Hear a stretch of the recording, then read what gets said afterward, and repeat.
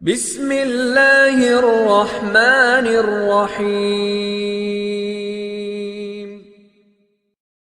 Pada kesempatan ini kita akan bahas tentang keajaiban istighfar. Saudaraku seiman, banyak sekali ayat Al-Quran dan hadis Nabi SAW mengingatkan masalah ini. Dan juga kita akan dengarkan nanti perkataan para salafus salih tentang keajaiban istighfar dan dahsyatnya. Begitu juga insya Allah kita akan sebutkan apa yang didapatkan pada saat seseorang melazimkan istighfar itu. Mungkin sebagian orang terlintas di benaknya, istighfar kami semua sudah tahu. Tapi pertanyaannya, apakah anda sudah rutinkan? Nanti akan lebih jelas insya Allah dengan statement para ulama salaf tentang masalah ini.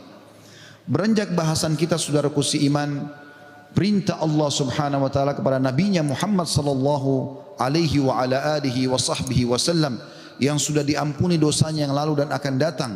Allah berfirman, A'udzu billahi minasyaitonir rajim, dalam surah An-Nasr ayat 3, fasabbih bihamdi rabbika wastaghfir innahu kana ghaffara.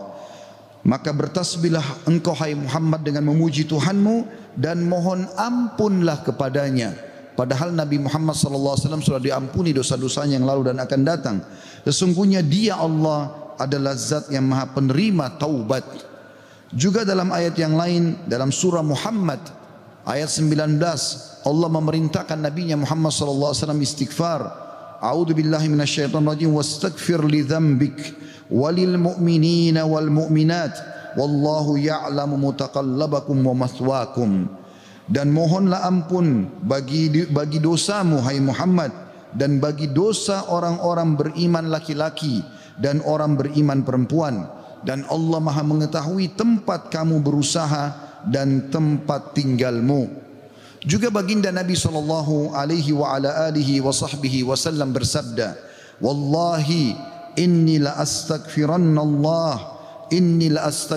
Allah wa atubu ilahi fil yawmi akthara min 70 marrah. Demi Allah, padahal beliau tidak butuh untuk sumpah, tapi untuk memastikan tentang pentingnya pengucapan istighfar di lisan setiap orang di antara kita. Beliau mengatakan, demi Allah, aku selalu beristighfar kepada Allah. Artinya pengucapan permohonan maaf kepada Allah dan bertaubat kepadanya. Maksudnya mengucapkan ikrar tidak akan mengulangi kesalahan dalam setiap harinya lebih daripada 70 kali. Dan hadis ini hadis sahih diriwayatkan oleh Imam Muslim. Juga dalam riwayat yang lain Nabi SAW sebutkan fil yaumi mi'ata marrah, dalam setiap hari sampai 100 kali. Saudaraku seiman, para ulama salaf menjelaskan kepada kita bagaimana kedudukan istighfar. Bermula dari perkataan sahabat yang mulia Abu Musa al-Ash'ari radhiyallahu anhu. Beliau mengatakan, dahulu kita memiliki dua pelindung dari azab atau siksaannya Allah. Salah satunya telah pergi, yaitu keberadaan Rasulullah sallallahu alaihi wa ala alihi wa sahbihi wasallam di tengah-tengah kita. Selama Nabi masih hidup sallallahu alaihi wasallam, mereka tinggal datang ke Nabi mengatakan mohon ampunlah untuk kami. Tapi sekarang Nabi sudah meninggal, maka sudah hilang satu kesempatan itu untuk menghilangkan azab, gangguan, gempa, banjir, bencana, kesulitan, wabah seperti sekarang. Dan tersisa satu, yaitu istighfar. Apabila ia juga telah pergi dari lisan seseorang di antara kita, maka niscaya kita binasa. Rabi' ibn Haytham rahimahullah, seorang ulama tabi'in berkata, merendahlah kalian kepada Rabb kalian, berdoalah kepadanya dikala senggang, maka Allah telah berfirman dalam hadis qudsi, man da'ani fir rakha'i ajabtuhu fi syiddah. Siapa yang memohon kepadaku pada saat dia senggang, aku akan penuhi kebutuhannya pada saat lagi sempit. Wa man sa'alani a'taitu, dan siapa yang memohon kepadaku pasti aku akan beri, kata Allah. Wa man tawadha'a li rafa'tu, dan siapa yang merendah karena aku akan angkat derajatnya. Wa man tafarraga li rahimtu, dan siapa yang meluangkan waktu untuk ibadah kepadaku, aku akan kasihi dia. Wa man istaghfarani ghafartulah, dan siapa yang memohon istighfar kepadaku, memohon ampun, aku pasti akan memaafkan kesalahannya. Sahal radhiyallahu anhu telah berkata tentang istighfar dalam menghapus dosa. Beliau mengatakan, permulaan istighfar adalah pengampunan atau mengingat, memanggil Allah, kemudian akan bergantung kepada Allah, lalu kemudian tidak akan mengulangi kesalahan-kesalahan. Ibnul Jauzi berkata rahimahullah, iblis berkata, aku membinasakan anak cucu Adam dengan dosa, dan mereka membinasakanku dengan istighfar dan ucapan la ilaha illallah. Manakala aku melihat hal itu pada mereka, aku tanamkan hawa nafsu pada mereka, di mana mereka berbuat dosa tapi mereka tidak beristighfar, karena mereka mengira diri mereka telah berbuat baik. Dan kata para ulama menanggapi statement Ibnu Jauzi rahimahullah, yang pertama syaitan tanamkan adalah supaya manusia lalai berbuat dosa. Pada saat dia sudah berbuat dosa, syaitan akan lalaikan dia supaya tidak istighfar, karena istighfar adalah kata kunci dihilangkan dosa tersebut dan akhirnya azab Allah tidak datang. Qatadah rahimahullah berkata, Al-Quran menunjuki kalian penyakit dan juga obat sekaligus untuk menyembuhkan kalian.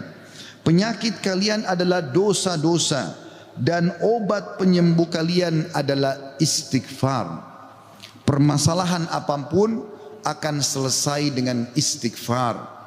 Andai saja sebuah wilayah disepakati dari pemimpinnya sampai masyarakatnya memasyarakatkan dan membudayakan istighfar di lisan mereka, di meja-meja makan mereka, di halaman rumah mereka, di meja-meja kerja mereka, di masjid mereka, di pasar mereka, demi Allah wahai saudaraku seiman, permasalahan di wilayah itu akan selesai semuanya dan rezeki akan terbuka seluas-luasnya. Anda akan dengarkan nanti kurang lebih 9 manfaat daripada istighfar itu sendiri. Ali radhiyallahu anhu berkata, sahabat Nabi yang mulia ini berkata, yang aneh adalah orang yang binasa padahal keselamatan ada bersamanya. Orang bisa kena gempa, banjir, penyakit kronis, kemiskinan, kesusahan hidup. Kata Ali radhiyallahu anhu, yang aneh adalah orang yang binasa padahal keselamatan ada bersamanya. Lalu beliau ditanya radhiyallahu anhu, apa keselamatan yang Anda maksudkan? Kata Ali radhiyallahu anhu, istighfar. Beliau juga berkata, tidaklah seorang hamba diilhami oleh Allah subhanahu wa ta'ala untuk beristighfar. Allah tidak mudahkan lisan Anda mengatakan astagfirullah, itu saja. Kata beliau, kecuali Allah memang berkehendak untuk menyelamatkannya atau tidak mengazabnya. Seseorang soleh juga berkata, hamba berada di antara dosa dan nikmat, keduanya tidak akan menjadi baik kecuali mensyukuri nikmat dan istighfar dari dosa-dosa. Juga Luqman al-Hakim yang terkenal, Allah namakan surah Luqman atas namanya. Dia berkata kepada putranya, wahai anakku, Allah memiliki beberapa waktu tidak ditolak orang untuk meminta pada waktu itu, seperti antara azan dan iqamah, seperti sepertiga malam, saat hujan turun dan seterusnya. Maka perbanyak istighfar pada saat itu. Beliau bukan menyuruh anaknya minta hajat, tapi disuruh beristighfar. Karena dengan istighfar ternyata hajat-hajat kita walaupun kita tidak minta dipenuhi oleh Sang Pencipta Allah Subhanahu wa taala.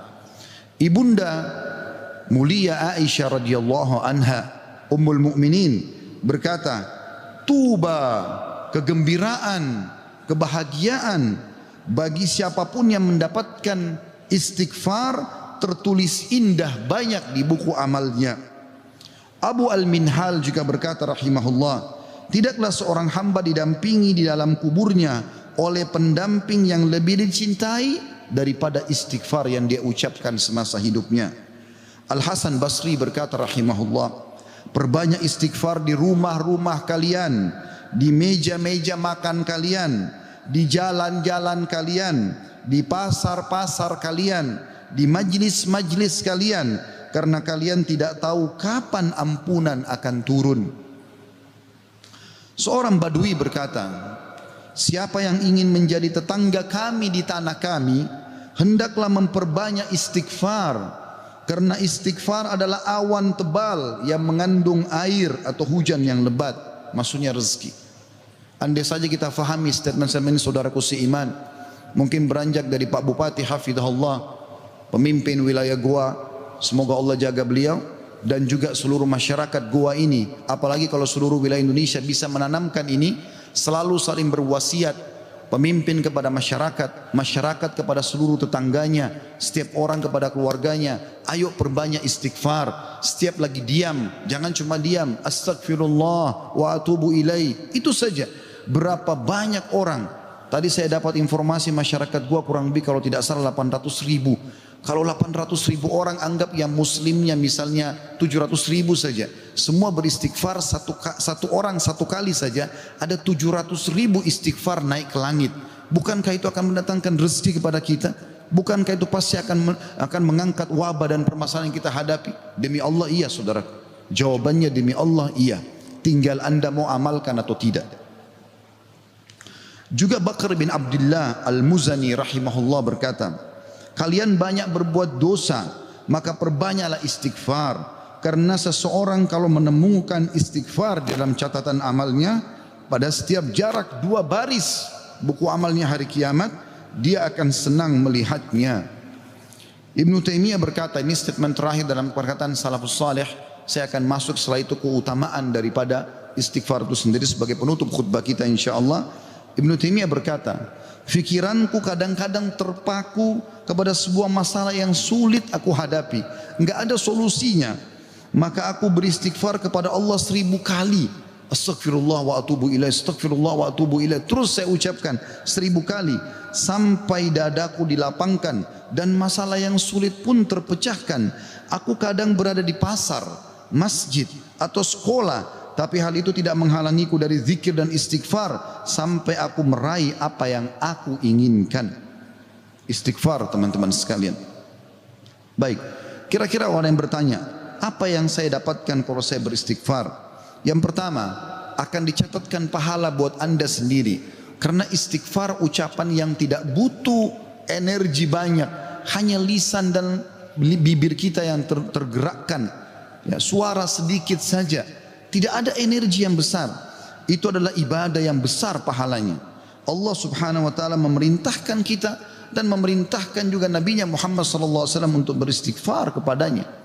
Allah berfirman di dalam surah Mu'min ayat 55, A'udzu billahi minasyaitonir rajim, fasbir inna wa'dallahi haqqun wastaghfir li dzambik wasabbih wastaghfir li dzambika wasabbih bihamdi rabbika bil asyi wal ibkar.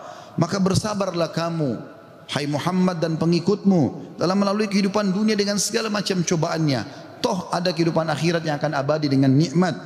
Karena sungguhnya janji Allah itu benar. Tidak ada kedustaan. Salat, puasa, zakat, bakti sama orang tua, bersedekah, zikir, doa, apa saja kerjakan, semua akan kau dapatkan hasilnya. Dan mohonlah ampunan untuk dosamu hai Muhammad, dan pengikutmu juga perintahkan mereka lakukan itu. Dan bertasbihlah seraya memuji Tuhanmu pada waktu pagi atau pada waktu petang dan juga pagi hari. Kemudian juga Allah mengatakan dalam surah Al-Muzammil ayat 20, a'udzubillahi minasyaitonir rajim, wastaghfirullah innallaha ghafurur rahim. Dan mohonlah selalu ampunan kepada Allah, istighfar. Sesungguhnya Allah Maha Pengampun lagi Maha Penyayang. Dan yang terakhir ayat Al-Quran adalah Al-Imran 133. Tentu ayat banyak sekali tapi saya singkatkan di sini karena khutbah Jumat. A'udzu billahi minasyaitonir rajim. Wasari'u ila magfiratin min rabbikum wa jannatin arduha as-samawati wal ardu iddat lil muttaqin. Dan bersegeralah kamu kepada ampunan dari Tuhanmu dan kepada surga yang luasnya seluas langit dan bumi yang disediakan untuk orang-orang beriman. Yang kedua saudaraku seiman, istighfar sebab utama datangnya rezeki. Allah menyebutkan dalam Al-Quran, ya, apa yang diucapkan oleh lisan nabinya yang mulia Nuh alaihissalam dalam surah Nuh ayat 10 sampai ayat 12. A'udzu billahi minasyaitonir rajim. Faqultu astaghfiru rabbakum innahu kana ghaffara yursilis samaa 'alaikum midrara wa yumditkum bi amwalin wa banina wa yaj'al lakum jannatin wa yaj'al lakum anhara. Maka aku berkata kepada kaumku, ya Allah, kata Nabi Nuh, mohonlah ampun kepada Tuhan kalian. Sesungguhnya dia Allah adalah Maha Pengampun. Niscaya dengan mohon ampun istighfar kalian itu, dia Allah akan mengirimkan hujan kepadamu yang lebat dan memperbanyak harta juga anak-anakmu, dan mengadakan untukmu kebun-kebun dan mengadakan di dalamnya sungai-sungai. Juga dalam surah Hud ayat 52 Allah Subhanahu wa taala berfirman, A'udzubillahi minasyaitonir rajim. Ya qaumi, Nabi Hud berkata alaihissalam, ya qaumi istaghfiru rabbakum thumma tubu ilaihi yursilis samaa 'alaikum midrara wa yazidkum quwwatan ila quwwatikum wa la tatawallaw mujrimin. Hai kaumku, kata Nabi Hud alaihissalam, banyaklah mohon ampunlah kepada Tuhan kalian dan bertobatlah kepadanya. Niscaya pasti dengan istighfar dan tobat kalian, dia menurunkan hujan yang sangat deras atasmu. Maksudnya subur. Hujan bukan mematikan tapi membawa berkah. Dan dia akan menambahkan kekuatan kepada kekuatanmu. Fisikmu akan kuat, fikiranmu, jiwamu akan sehat. Dan janganlah kamu berpaling dengan berbuat dosa. Al-Qurtubi rahimahullah berkata tentang tafsir surah Hud ayat 52, di dalam ayat-ayat ini terdapat dalil bahwa istighfar digunakan untuk meminta rezeki dan hujan. Juga Ibnu Katsir berkata rahimahullah dalam tafsir beliau surah Hud ayat 25, jika kalian bertobat dan memohon ampunan kepada Allah serta kalian mentaatinya, niscaya Allah akan memperbanyak rezeki kalian, memberikan kalian minum dengan nikmat-nikmat langit, mengeluarkan untuk kalian nikmat-nikmat bumi, menumbuhkan untuk kalian tumbuh-tumbuhan, mengalirkan untuk kalian air, dan menjadikan untuk kalian kebun-kebun. Di dalamnya terdapat berbagai macam buah-buahan, dan dia menyelingi di antara kebun-kebun tersebut sungai-sungai yang mengalir. Yang ketiga, saudaraku seiman, istighfar sebab masuk ke dalam surga. Sebagaimana kita sudah tahu bersama-sama, salah satu zikir pagi dan petang yang sangat dianjurkan adalah membaca Sayyidul Istighfar, tuannya istighfar, yaitu lafadznya sebagaimana dinukil dari Nabi SAW. Beliau mengatakan, Allahumma anta rabbi la ilaha illa anta khalaqtani wa ana abduka wa ana ala ahdika wa wa'dika mastata'tu a'udhu bika min syarri ma sana'tu abu'u laka bi ni'matika alayya wa abu'u bidzambi faghfirli fa innahu la yaghfiru dhunuba illa ant. Yang artinya, ya Allah, sungguhnya Engkau adalah Rabbku, penciptaku. Tidak ada Tuhan yang berhak disembah kecuali Engkau. Engkaulah yang telah menciptakanku dan aku adalah hambamu. Aku senantiasa berada dalam perjanjian bersamamu. Maksudnya mentauhidkan Allah dan tidak bermaksiat. Dan aku yakin akan janjimu tentang pahala bagi orang mukmin semampuku. Aku berlindung kepadamu dari kejelekan yang aku perbuat. Aku mengakui nikmatmu kepadaku serta aku mengakui dosaku. Oleh karena itu ampunilah aku, karena sungguhnya tidak ada yang mengampuni dosa kecuali Engkau. Kata Nabi SAW, siapa yang mengucapkan ini, man qalaha minan nahari mukinan, dia yakin, besok dia ucapkan di siang hari atau pagi hari dengan yakin dalam hatinya, famata min yaumihi, kemudian dia meninggal pada hari itu, qabla an yumsiya, sebelum tiba di sore hari, fahuwa min ahlil jannah, dia pasti masuk ke dalam surga. Wa man qalaha minal laili wa huwa muqinun biha, dan siapa ucapkan walaupun sekali saja di malam hari, famata, maka kemudian dia mati, qabla an yusbih, sebelum dia tiba pagi hari, fahuwa min ahlil jannah. Yang keempat, istighfar adalah sebab dihapuskannya dosa. Mohon maaf kalau sedikit panjang, saya minta waktu sekian beberapa menit lagi. Qatada berkata radhiyallahu rahimahullah, sesungguhnya Al-Quran menunjuki kalian tentang penyakit dan penyembuhannya, yaitu dosa adalah penyakit dan penyembuhannya adalah istighfar. Allah berfirman, a'udzubillahi minasyaitonir rajim, dalam surah Al-Imran 135, walladzina idza fa'alu fahishatan aw zalamu anfusahum dzakarullaha fastaghfaru lidzunubihim wa may yaghfiru dzunuba illallah wa lam yusirru ala ma fa'alu hum ya'lamun. Dan juga orang-orang yang apabila mengerjakan perbuatan keji dan menganiaya diri mereka, kalau mereka buat dosa, maka mereka ingat kepada Allah lalu mereka memohon ampun terhadap dosa-dosa mereka, dan siapa lagi yang dapat mengampuni dosa selain Allah, dan mereka terus mereka tidak meneruskan perbuatan dosa itu sedang mereka mengetahuinya. Kemudian teman-teman sekalian, selanjutnya adalah yang kelima, istighfar mencegah hukuman dari Allah Subhanahu wa taala.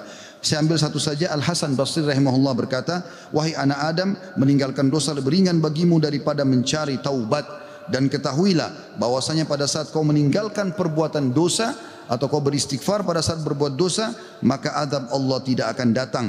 Karena Allah berfirman dalam surah Al-Anfal ayat 33, A'udzu billahi minasyaitonir rajim, wa ma kana Allah liyu'adzibahum wa anta fihim, wa ma kana Allah mu'adzibahum yastaghfirun. Dan Allah sekali-kali tidak akan mengadab mereka sedangkan kamu berada di tengah-tengah mereka, hai Muhammad, dan tidak pula Allah akan mengadab mereka sedang mereka selalu memohon ampun. Yang keenam, istighfar sebab diangkatnya derajat. Dalam sebuah hadis, ajarkan bab ini kepada anak anda. Dalam hadis riwayat Ahmad dengan sanad hasan, kata baginda Nabi SAW, Inna Allah Azza wa Jalla yarfa'ud darajati lil abdi salihi fil jannah, fayaqulu ya Rabbi anna li hadhihi, fayaqulu bi istighfari waladika lak. Sesungguhnya Allah yang maha suci dan maha tinggi mengangkat derajat seseorang hamba saleh di surga sehingga dia bertanya, yang sudah mati diangkat derajatnya tinggi di surga. Hamba ini bingung, dia tidak pernah merasa berbuat amal yang bisa membawa dia ke derajat itu. Lalu dia bertanya, wahai Rabbku, dari mana nikmat ini hamba dapatkan? Maka kata Allah SWT, dari istighfar anakmu untukmu. Yang ketujuh, istighfar adalah sebab disucikan hati. Sebagaimana Nabi SAW bersabda, Innal mu'mina idha adzamba dzamban kanat nuqtatan sauda'u fi qalbihi. Kalau seorang mukmin berbuat dosa akan menjadi titik hitam dalam hatinya. Fa in taba wa naza wastaghfara su'ika qalbuhu minha. Kalau dia bertaubat kemudian dia beristighfar kepada Allah, meninggalkan dosanya, maka akan diangkat noda hitam itu dalam hatinya. Fa in zadat hatta taglufa qalbuhu fadzalika ar-rana alladhi dzakarahu Allah fi kitabihi kalla barrana ala qulubihim ma kanu yaksibun. Dan kalau seandainya dia bertaubat dan meninggalkannya serta beristighfar, hatinya kembali bersih darinya, dan kalau dia tambah melakukan dosa, maka bertambah pula titik hitam itu sampai menutupi seluruh hatinya. Dan itulah makna kalimat ar-ran dalam firman Allah Subhanahu wa taala, sekali-kali apa yang selalu mereka usahakan itu menutupi hati mereka. Surah Al-Mutaffifin ayat 14. Dua poin yang terakhir teman-teman sekalian, yang ke-8 adalah istighfar sebab memperoleh anak dan keturunan. Dinukil dalam sebuah riwayat disebutkan oleh Abu Hanifah rahimahullah dalam musnadnya, bahwasanya seseorang datang mengeluh dari Jabir bin Abdullah radhiyallahu anhu. Seseorang mengeluh kepada Nabi SAW lalu berkata, ya Rasulullah, ya sesungguhnya aku, orang semua punya anak tapi aku sendiri yang tidak punya anak. Maka kata Nabi SAW, mana kau dari dua senjatamu, memperbanyak sedekah dan istighfar, maka dengannya kau akan diberikan rezeki. Kata Jabir bin Abdullah, orang itu pun mengamalkan, lalu saya menyaksikan orang itu dikaruniai 9 orang anak, semuanya laki-laki. Kesembilan dan terakhir adalah istighfar sebab menikmati kesehatan dan kekuatan. Sebagaimana dijelaskan dari dalam surah Hud ayat 52, dan sudah saya bacakan tadi ayatnya, saya tidak ulangi, tapi potongan ayatnya adalah yazidkum quwwatan ila quwwatikum. Istighfar menyebabkan bertambahnya kekuatan di atas kekuatan. Izinkan saya teman-teman sekalian menyampaikan sebuah kisah yang berhubungan dengan masalah ini, atau dua buah kisah ringkas. Ada seseorang di Irak dulu pernah berdagang, kemudian dia menemukan semua pedagang di pasar laku barangnya kecuali dia, dan dia orang miskin. Dia mengatakan, saya pun duduk di dekat barang saya sampai menjelang sore belum laku-laku. Maka tiba-tiba saya mengingat firman atau sabda Nabi SAW, man aksara istighfar, siapa yang memperbanyak istighfar, ja'alallahu lahu min kulli hammin faraja, Allah akan berikan kelapangan dari setiap kesedihannya, wa min kulli dikin makhraja, dan jalan keluar dari setiap masalahnya, dan juga razaqahu min haitsu la yahtasib, maka Allah akan berikan rezeki dari tempat tidak disangka-sangka. Maka dia bilang, saya pun beristighfar kepada Allah, dan terjadi satu keajaiban yang luar biasa. Ternyata datang kepadaku hampir seluruh pedagang pasar datang, dan mereka memperebutkan barang daganganku.